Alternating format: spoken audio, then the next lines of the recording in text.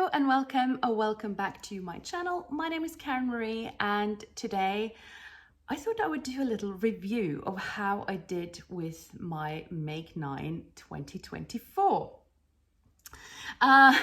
Spoiler alert, it didn't go all that well, but you know, we'll come to that. So before we begin, I just wanted to wish you a happy new year. I've had a busy couple of days, but today is Saturday. It is glorious weather outside today, as you can probably see outside of my window. It is really sunny and really bright and yeah, quite cold actually. It was -14 this morning. So yeah, you feel that. But you know, I have a well insulated house and lots of firewood. So I'm cozy and snug here indoors. I'm wearing a Atelier Jupe Frida blouse that I hacked slightly so that it's longer and it has a kind of curved hem and everything, but I've shown you that earlier. So yeah, so Make 9 is a very flexible and adaptable little challenge that you can set for yourself. So a lot of people do like patterns that they want to sew up over the year. It can be fabrics, it can be sewing techniques, it can be a lot of different things. I have done this now for 3 years, I think. And the first year I was able to complete all of the Make 9 by September even. So I was very, you know, pleased with myself that year. And then last year, I think I managed to sew up 6 or 6.5 of the 9 patterns I had chosen. And this year, I think I have sewn 6 and cut out the 7th of the 9 patterns. So, you know, I haven't done too badly in that sense, but I've had some real misses this year. But you know, that's kind of what I have liked about doing the Make 9 challenge, is to push me a little bit to make something new. And when you push yourself into unknown territory, either sewing technique wise or pattern, you know, new pattern companies, all that kind of thing, you have to expect that there will be some fails. And I've had my share of those this year. but anyway, so in 2024, I'll link the video up here someplace if you want to go back and have a look at my original Make 9 plans video. And I decided to sort of adapt an idea from Michelle the Sewing Bunny, where she kind of divided into 3 categories. And even though my categories were different from hers, I sort of did the same thing. So I'm going to put up the picture of my Make 9 plans. And the first row of those, that were the category repeats. So those were 3 patterns that I had already made up, but that I either had not got like quite perfect or things that I loved so much the first time around that I wanted to make another. The second row was 3 patterns from pattern companies that I had not tried before. So not necessarily new pattern companies, but pattern companies that were new to me, if that makes sense. And then the third row was patterns that I already owned but hadn't made up yet. So those were the kind of 3 rows and then obviously 3 patterns in each category. So how did I do? Let's start with the top category. So the first category are patterns that I had made previously and wanted to make again. And I finished 1 of those and I have cut out another.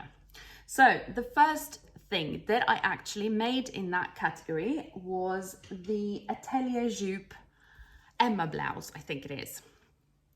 I have that, I had made that before, and I had made that in it's black with like these really vivid, bright red roses on it. And I absolutely love that blouse. I have worn that a lot. And I wanted to make another one. I didn't make any pattern adjustments because it fits me perfect straight out of the packet, that one. But I wanted to make something that was a little more like delicate and maybe easier to pair with other things, because you know, the first one, the black one with the red roses, that's not subtle. And I made this one, sorry, it's really crinkly, it's been hanging in my closet, in this really flimsy white viscose that I got at Rainbow Fabrics, I believe it was. And I have worn this once. I don't know what it is, but the real reason is that I didn't really think about this when I made it, that I would end up looking like an Edwardian schoolmistress when I'm wearing this. And I had this idea in my head that if I wore it with, you know, a miniskirt and chunky boots, or if I wore it underneath a waistcoat or something, that it would look really cool. Maybe it would on some people, but on me, it really doesn't. I have been considering whether I should just dye it, you know, something like a deep navy blue or something. Maybe I would wear it more then with jeans. I don't know. But yeah, this was the first one. The second pattern in that row is the French Poetry Stella dress. And I have made that once. It is one of my favorite summer dresses.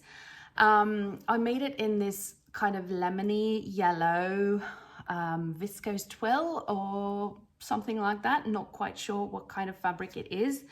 And I really love that dress. I have tried to make that this year, and I had a go even in December because I thought that would be the perfect Christmas dress if I made it in this red viscose that I have. However, due to the circle skirt of that, you need a wider fabric than what I've got at the moment. So all my viscose fabrics are now 135 centimeters wide. And I need at least 140 wide in my size, and because I don't want it to be terribly short, I need a different fabric for that to be able to make it up. So that's the reason I haven't sewn that up, because I really want another one in that. The third one in that is the Friday Pattern Company Ilford jacket. I have made several of those, but I wanted to make it in a kind of waterproof or water resistant kind of fabric. So I cut out the Ilford jacket, the longer version this time. I've never made that. And I cut it out of this wax coated sort of oilskin fabric that I got in a sale at Stofflycke a long time ago. And it's not the best color for me because it is kind of off-white, but it was on sale and I just wanted to try to sew with that fabric, if that makes sense. So yeah, I cut that out and then never got around to sewing it, because every time I have white overlocking thread in my overlocker, I forget to do it. And then I can't be bothered to change my overlocking thread. I know. I'm lazy that way. Yeah. So yeah, that's cut out, but not yet sewn. That will be coming though. Moving on to the second row. So that was pattern companies that were new to me. And I have made two. I have made two of those patterns. So the first one was the Bixer sweatshirt from Mood Fabrics. So that is a free pattern and I have it right here. If you've followed my channel for a while, you've seen this several times. What I did with this is I hacked it just slightly because I don't really like crew necks. I don't think that suits me very well. I don't know what it is, but it feels like my neck is suddenly, like my head is too big for my neck when I wear crew necks. It's probably all in my imagination, but it looks like kind of my head is dangling on top of my neck when I wear crew necks. So I don't really like that. But I just made sort of a funnel neck instead. All I did was widen the neckband piece, so, you know. And then I lengthen it quite substantially because it is very, very cropped, and that's not really my style anymore. The real kind of, the thing about this pattern is that it has an overlay on top of the sleeve. So the sleeve is cut in half here. And I used this tool to make it a little more fun, especially since the sweater is grey. So I thought like polka dot tool would be fun. I have worn this quite a lot. There are a couple of things that I would change if I were to make this again. So first of all, the sleeves are really long. So I think that this bit starts a little bit too low on the sleeve. So I think I could shorten this upper sleeve part like by 3 centimeters to make it sort of more balanced, if that makes sense. The other thing is that I think the color of this sweater is not great for me. It is on my color chart and everything, but it's a little bit too much gray, if that makes sense. But yeah, I mean, I like it. It fits me and everything, but it's not my favorite. But, you know, I wear it. The pattern number 2 in the second row is a Vicky Sews pattern. And I cannot even remember at the moment what the shirt is called, but it is a shirt, and I'll link everything below, obviously. Is it the Jenna, or am I making this up? I can't remember at the moment, I'm sorry. I made this shirt in a viscose satin that I got from Rainbow Fabrics. And I don't even have the shirt anymore because it was a total fail. I wanted a really chic shirt to wear to work. And I ordered this fabric from Rainbow Fabrics in one of their drops because I loved the color. That kind of really deep jewelry blue color that is just, you know. When it arrived, it looked and felt very different from what I had expected. So first of all, it was heavier than I had expected. And secondly, it felt really artificial. I mean, it must have been 100% polyester, even though it didn't say so on the site. And I mean, I have bought quite a few things from Rainbow Fabrics, and I would say like 95% of them has been really good, no problem. But the other 5% has been really not at all what I expected. And you know, that's the way it goes when you order things online. But it was really, really polyestery. It was horrible to sew with. The other thing that I really struggled with were the instructions, I'll be honest. I mean, I love the Vicky Sews aesthetics, most of them. I think they can look really stylish and modern and elegant at the same time. And yeah, but the instructions for the collar were, in my head, quite confusing. And I was kind of thinking, is this just me? Because it was very different from other collars that I've sewn on shirts, and I couldn't really get my head around it. So the collar went in finally after many trial and errors, but it didn't look nice. So in the end, even though the shirt technically fitted me, it didn't look nice at all, and I didn't want to wear it because of the fabric. So yeah. The third pattern in that category is the Silver Saga Ella dress. I love every picture I've seen of that dress, and I even had it printed, like AO printed, and I didn't get it sewn up. I did try in like November because I really wanted to sew it up as a sort of Christmas dress this year. But then I started looking at all the pattern pieces, and they were so different from anything else I have sewn. And because of the burnout and everything, I don't really have the capacity now to, most days when I have time to sew, I don't have the capacity to start like scratching my head and wondering how is this going to come together and everything. But yeah, so I did pull that pattern out several times and trying to sort of get my head around it, but then always gave up because I didn't feel like I had the capacity or the brain space to get that done. But it is such a lovely dress. So I am going to have a go at that once I have a little more energy and the brain space to figure it out. And then, yeah, I look forward to that. That is definitely going to be sewn up, but I didn't manage it in 2024. Then the last row. I made all of those.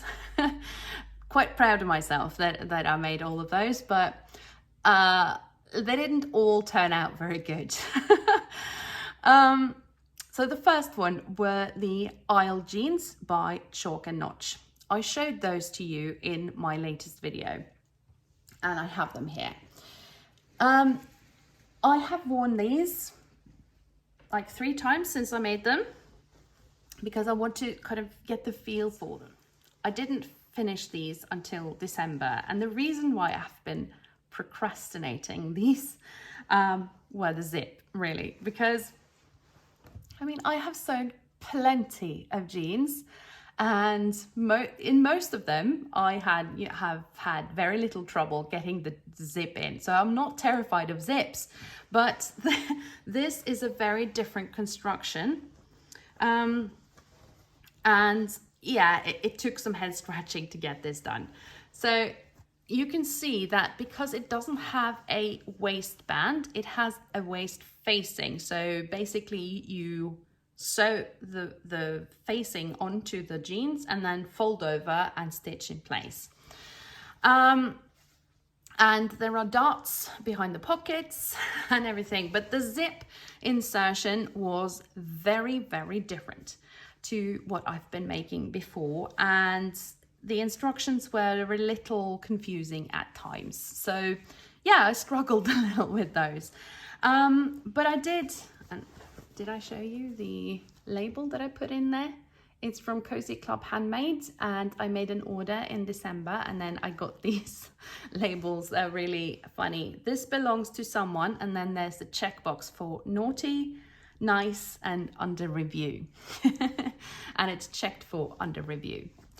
So yeah, I'm very pleased that I was able to make this up, but I think part of the problem is that it is not high quality denim. But yeah, at least they got made up. And actually my eldest daughter did comment and say that these are fantastic jeans on you, mum, so I'm probably going to make them, but in a better quality. The second pattern on the final row was the Utu pinafore from Named Clothing, and it is a pattern that from the Breaking the Pattern book. I think this is my only pinafore. I don't really wear pinafores, but I really wanted to try because I think they could be great in like when I go to campus and everything. I think it could be really a great thing. However, I am pear-shaped, so it's not always easy to find something that will fit my bust and also will fit my hips, you know, in the same pattern without crazy grading. And then, of course, you know, yeah, it's a bit more fiddly. But I really wanted to try this pattern because I really like the clean look of it and everything. In this case, the pattern fits me really well. This was all on me because I chose the wrong fabric. So I haven't worn this once outside of the house actually. But I made it in this, I think it is a cotton viscose blend. So it has this really, can you see that? It's almost like corduroy, but like baby cord, but it is very, very drapey. The mistake that I did was that I didn't really have a corresponding lining. And I thought of this more as a toile because I didn't really want to waste like precious fabric or something that I thought would be hard to fit. So I just used the one that I had, and it's green. And the problem is that the lining pokes out here and there. So even though I thought I was really meticulous in understitching and getting everything to lay flat inside and everything, it is not wearable outside of the house. I have made 2 of these actually, because I made one for my sister too, and it fits her perfectly. So yeah. Okay. The final pattern that I made up was the Rondeau Fermeterre. Probably, you know, wrecked that name totally. Sorry. Fermeterre. I don't know. It is a very long skirt, and it has an elastic in the back. I wasn't aware of that when I started. So yeah, and it has these really cool insewn pockets, like sewn in the seams of the skirt. This fits me, apart from the fact that it's a bit too large. So I should just, you know, tighten the elastic somewhat more, and then this will fit. I also kind of like the look of this. I think it is a bit like goth, even though that's not my style at all, but I think it's kind of cool if you wear it with like really chunky boots. However, this is also a fabric problem, because this is also a suiting that I got from Rainbow Fabrics.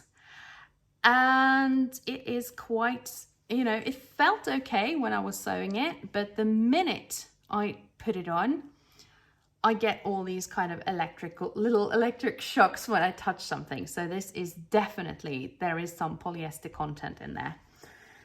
And that's disappointing, because at least if I can remember, I bought it as wool suiting.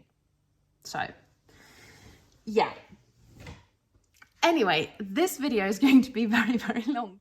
And I wanted to tell you a little bit about each make and what makes me like or dislike it. So, all in all, it was not a good make 9 year. I did make up, was it 6 now? I think I made 6 and then cut out the 7th, which is, you know, respectable, I would say. Most of the things that didn't work was down to me and my poor fabric selection. So, final remarks. Will I be doing a make 9 for 2025? I don't think so. I do like the idea of a make 9, but I have just now sort of realized that there are so many pattern releases during a year, and I don't really want to miss an opportunity to make something new that I want to wear right away, because I have sort of pre-committed myself to make another pattern, if that makes sense. So in 2025, I think I would rather have some sewing goals instead of a like make 9. If you have suggestions, do you have sewing resolutions or sewing goals for 2025? Please do let me know what yours are. Maybe I'll be inspired to follow in your footsteps. I hope you enjoyed looking at what I made for my make 9 in 2024. Did you participate in 2024? You know, how did you do? So yeah, I mean, I think I'll leave it there for now, and then I will be back soon with another video. Take care. Bye.